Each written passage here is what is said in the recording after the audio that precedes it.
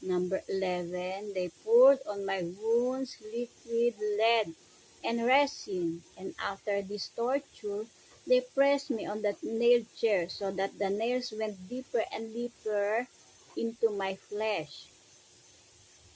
Ayon. So, sugatan na siya at binuhusan pa ng liquid lead and resin. So, gaano kasakit iyon? Mga tinunaw na bakal at halimbawa plastic at ang ibubuhos doon sa mga sugat na iyon.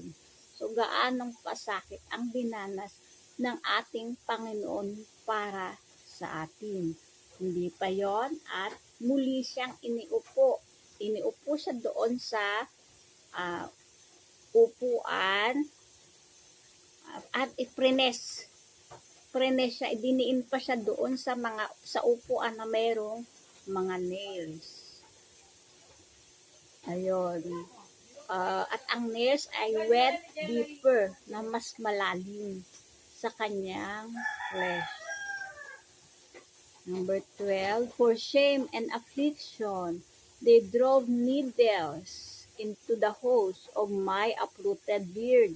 They tied my hands behind my back and led me walking out of prison with stripes and blows.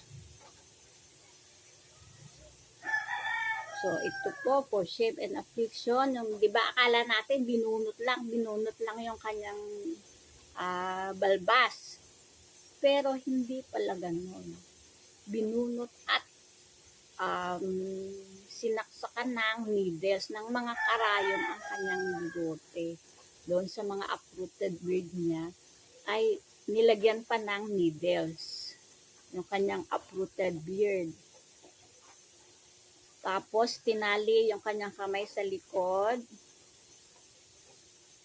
at led me walking out of prison with stripes and blows. So habang hinihila siya palabas ng kulungan, ay patuloy pa rin siyang binubugbog with stripes and blows.